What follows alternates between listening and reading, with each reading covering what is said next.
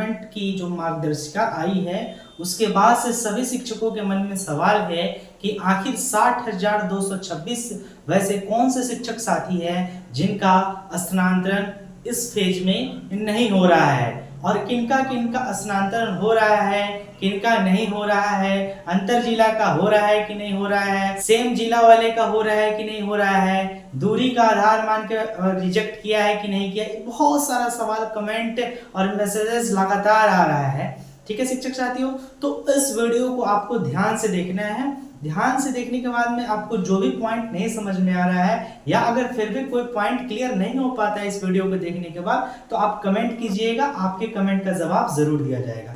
इस अभ्यावेदन में टोटल जो है 1,90,226 शिक्षकों ने अप्लाई किया था जिनको की ट्रांसफर की जरूरत थी और वो लोगों ने विशेष परिस्थिति में भी कुछ अप्लाई किया था, कुछ दूरी के आधार पे, कुछ पति पत्नी के आधार पे, ये सारी चीजें के द्वारा जो है अप्लाई किया गया था। टोटल कितने लोगों ने अप्लाई किया था? 1,90,226 शिक्षकों ने अप्लाई किया था। लेकिन शिक्षक साथियों इसमें जो है जिला आवंटन कर दिया गया है कितनों का? 1,30,000 का। इस बात को ध्यान में रखिएगा कि पहले से लगभग 30,000 के करीब जो है 29, 30 के करीब शिक्षकों का जिला आवंटन किया जा चुका था, लेकिन फिर जो है 1,30,000 यानी कि 1 लाख डेटा और जुड़ा है इसमें। शिक्षकों को जो है शिक्षकों का जो है जिला आवंटन कर दिया गया है। जिला आवंटन करने के बाद में जो है इन 1,30,000 शिक्षकों के द्वारा जो भी जिला दिया गया था और जो भी इनको जिला अलॉट किया गया है, उन सभी जिला के जिला शिक्षा पदाधिकारी के पास सभी शिक्षकों की जो सूचना है वो उनके लॉगिन आईडी में आ गई है। आगे हम प्रक्रिया के माध्यम से जानेंगे कि किस तरह से उनको स्कूल का आवंटन किया जाएगा। ध्यान रखिएगा। बाकी जो बचते हैं 60,226, सबसे ज्यादा इंपॉर्टेंट पॉइंट यही है कि आखिर ये 60,226 शिक्षक कौन हैं जिनका ट्रांसफर इस फेज में नहीं हो रहा है, तो इस पर भी हम लोग डिस्कस करेंगे। ठीक है, सबसे पहले हम लोग शुरू से एक एक करके एक एक प्रक्रिया को समझते चलते हैं। चलिए, तो सबसे पहले जो है इन 1,30,000 शिक्षकों की सूची अलग अलग जिला शिक्षा पदाधिकारी के पास इनके द्वारा जो भी जिला चूज किया गया था और जो इनको अलॉट किया गया है उनके पास जो है डीओ के लॉगिन में जो है इस सभी शिक्षकों की डाटा जाएगी। लेकिन डाटा में सिर्फ और सिर्फ क्या रहेगा? कोटि, वर्ग और विषय। ठीक है, एक शिक्षक का डाटा खुलेगा और वहां पे जो है इनको प्रोसीड बटन पे क्लिक करना है। प्रोसीड बटन पे क्लिक करेंगे, फिर जो शिक्षक 10 पंचायत या प्रखंड जो भी है ऑप्शन दिए हैं उसमें जो भी रिक्ति होगा उस शिक्षक को फिट कर देना है। किसको फिट करना है? तो डीओ को फिट करना है। अगर उसमें रिक्ति नहीं मिलता है तो उसके आसपास वाले पंचायत में या प्रखंड में उनको आसपास वाले पंचायत में जो है उनका स्कूल आवंटन कर दिया जाएगा। ठीक है, किसके द्वारा? तो डीओ के द्वारा। लेकिन एक चीज ध्यान में रखिएगा कि कोई भी डीओ चाहे तो किसी भी शिक्षक के डाटा को स्किप नहीं कर सकते हैं। उनको जो है विद्यालय अलॉट करना ही है अगर डाटा आ गया है डीओ के पास तो। इसलिए वो ऐसा नहीं कर सकते हैं कि किसी का स्किप कर दिया और आगे बढ़ गए। उनको अलॉट करना ही है। ठीक है, तो चलिए, वो जब अलॉट कर देंगे अलॉट करने के बाद जो है डीओ जब अलॉट करेंगे उसके बाद प्राइमरी डायरेक्टर के आईडी पे ये शिक्षक का डाटा चला जाएगा। वहां से अप्रूव जब होगा तो प्राइमरी डायरेक्टर जब अप्रूव करेंगे तो वो जो डाटा है यानी कि जो पोस्टिंग ऑर्डर है वो ई शिक्षा कोष पे प्रदर्शित होने लगेगा। यानी टीचर अपने ई शिक्षा कोष पे देख सकते हैं, डीओ भी देख सकते हैं और जिस स्कूल में वो पदस्थापित है वहां के एचएम की ई शिक्षा कोष की आईडी पे भी जाएगा और जिस स्कूल में उनका नया योगदान करना है जहां उनको ट्रांसफर किया गया है वहां भी उस एचएम के पास भी जो है उनका न्यू पोस्टिंग ऑर्डर जो है दिखाने लगेगा। ठीक है, तो चलिए, ये बहुत अच्छी बात हुई और उसको जो है मिल जाएगा कब तक? 15/6/25 तक इस प्रक्रिया को पूर्ण कर लेना है और शिक्षकों को योगदान करना है 23/6/25 से 30/6/25 के बीच। लेकिन ये योगदान जो है कंपलसरी है, ऐसा नहीं है कि आपका ट्रांसफर हो जाएगा तो आप योगदान नहीं कीजिएगा। योगदान जो है आपको करना अनिवार्य है क्योंकि शिक्षा विभाग इन सभी 1,30,000 सीट्स को यानी कि जितने भी शिक्षक ने का जिला आवंटन हुआ है उसको वैकेंट मान चुकी है, तभी ये रिक्ति दिखा रहा है, ठीक है, तभी उसमें शिक्षकों को रोटेट किया जा रहा है एक जगह से दूसरी जगह। इसलिए आपको योगदान करना अनिवार्य है, आप योगदान कर लीजिएगा। योगदान करने के बाद आप संतुष्ट नहीं होते हैं तो जिला स्थापना समिति जो है उसके माध्यम से आप अपना ट्रांसफर कहीं और करवा सकते हैं, लेकिन आप मुख्यालय में जाके आवेदन नहीं दे सकते, आपको जिला स्थापना समिति के द्वारा ही अपना ट्रांसफर करवाना होगा। चलिए ये बात हो गया। दूसरा चीज, ये 60,226 शिक्षक कौन है, ये विशेषकर हम लोग इस पर बात करेंगे। तो इसमें जो है विशेष करके पटना वाले ऐसे शिक्षक हैं, क्योंकि अधिकतर शिक्षक जो चाहते हैं कि हम पटना ही जाएं, ठीक है। बहुत सारे शिक्षकों ने पटना के लिए आवेदन कर दिया है, ठीक है, और बहुत से ऐसे जिला हैं जो कि बॉर्डर एरिया है, ठीक है, सिवान, बक्सर, ये सब जो है ना यहाँ पे ज्यादा शिक्षकों ने अप्लाई कर दिया है। यूपी वाले शिक्षक जैसे हो गए और कि वहाँ पे उनका घर नजदीक हो जाएगा, इस तरह से वहाँ पे ज्यादा अप्लाई हो गया। लेकिन जितनी सीट रहेगी उतनी ही ना वैकेंसी फिल की जाएगी। बाकी शिक्षकों को कैसे किया जाएगा, मान लीजिए हमारे पास 2000 सीट है, आवेदन 4000 आ गया, तो हम कैसे करेंगे। तो इसका करने का तरीका है कि जिसका सबसे ज्यादा दूरी वाला है उसको ऊपर से लिया जा रहा है, यानी कि जिसका 500 है तो उसको लिया गया, फिर जिसका 490 है उसको लिया गया, फिर जिसका 450 है उसको लिया गया। इस तरह करके डिक्रीजिंग ऑर्डर में लिया जा रहा है, और जितना तक जाते जाते 2000 सीट फुल हो जाएगा उसके बाद जो है बाकी शिक्षकों का ट्रांसफर रोक दिया गया है। इसी तरह से जितने भी सीमावर्ती वाले शिक्षक हैं जो आवेदन दिए हैं वो भी संख्या है इस 60,000 में, प्लस जो शिक्षक सस्पेंड हुए हैं, यानी कि हाल ही में कुछ शिक्षक सस्पेंड हुए हैं, उनका जो है ट्रांसफर उनका नहीं किया जा रहा है, उनका ट्रांसफर रोक दिया गया है। और जो शिक्षक जो हैं ब्लैक लिस्टेड हैं उनका भी ट्रांसफर रोका गया है। तो यही सभी शिक्षक जो हैं इस 60,226 में है।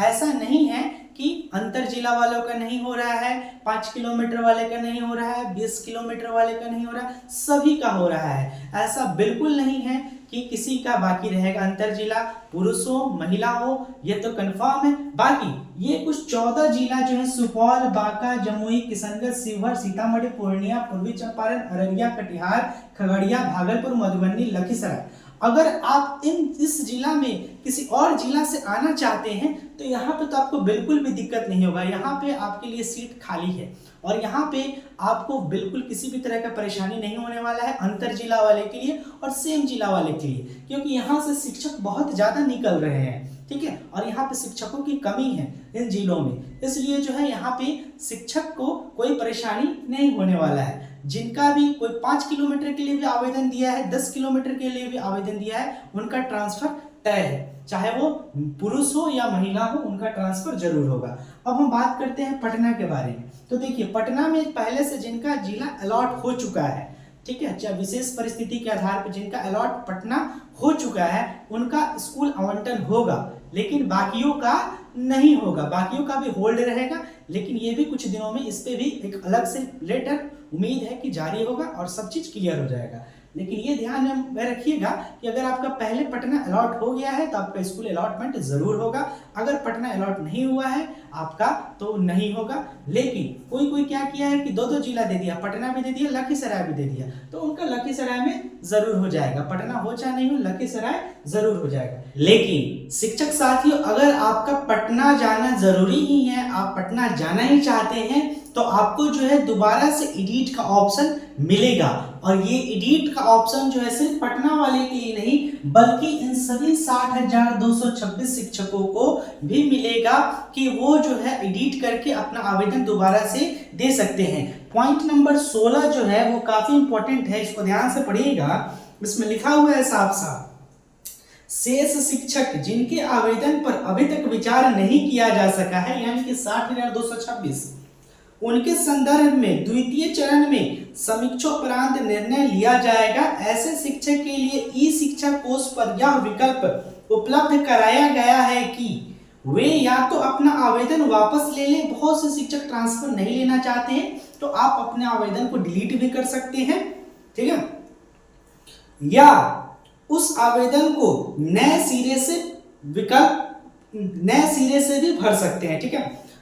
उसके बाद देखिए जो शिक्षक पूर्व में भरे गए कारण को बदलना चाहते हैं वे भी अपना पूर्व का आवेदन डिलीट करके करके नए सिरे से आवेदन दे सकते हैं। यानी कि पहले आप दूरी के आधार पे किए थे अप्लाई, लेकिन अब आप चाहते हैं कि पति पत्नी पोस्ट के आधार पे करें या किसी बीमारी के आधार पे करें, तो आप अपना कारण बदल के भी डिलीट पहले करेंगे, फिर आप नए सिरे से अप्लाई कर सकते हैं। यानी कि आप टोटली नए सिरे से अप्लाई कर सकते हैं। अगर आप चाहते हैं ट्रांसफर नहीं ले तो आप डिलीट भी कर सकते हैं, ठीक है।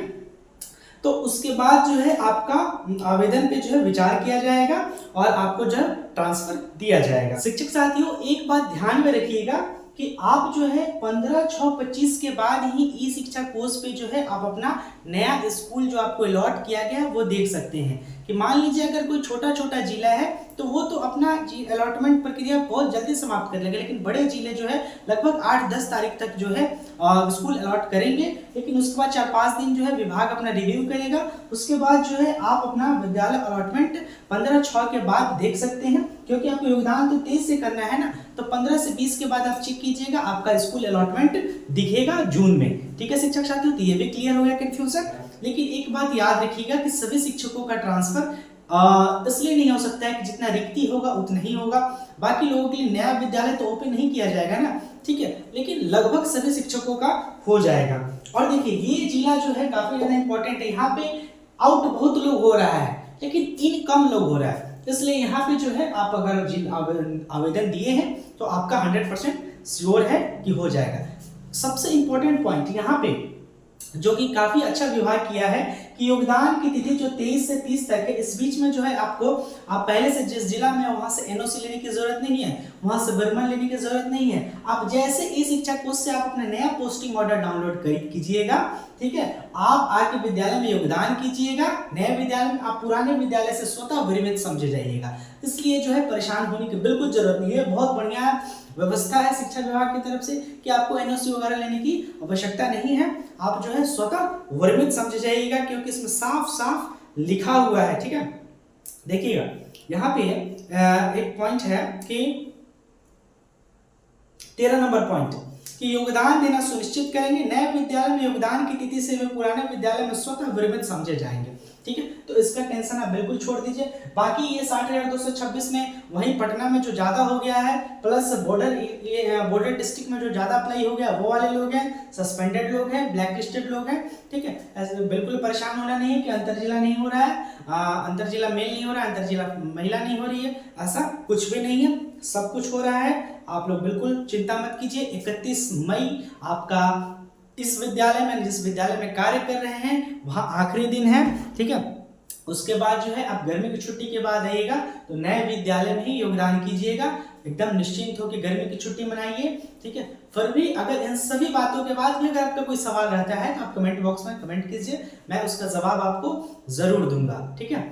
अब बिल्कुल परेशान होने की जरूरत नहीं है, जौले मोड में रहिए। और मुझे उम्मीद है कि ये जो ट्रांसफर की प्रक्रिया पिछले 1.5 सालों से लगातार निरंतर चली आ रही है और मैं अपडेट देते देते जगह जगह से अपडेट आप लोग सुनते सुनते परेशान हो गए हैं। मुझे उम्मीद है कि अब जो है अपडेट इस मुद्दे पे देना बंद कर दूंगा मैं, ताकि जो है, क्योंकि ये अब मुद्दा काफी ज्यादा पुराना हो गया है और काफी ज्यादा लोग इससे प्रभावित हैं। इस मुद्दा को सरकार, मुझे उम्मीद है कि इस बार जरूर सुलझा लेगी और जून माह में सभी का ट्रांसफर हो जाएगा, ठीक है।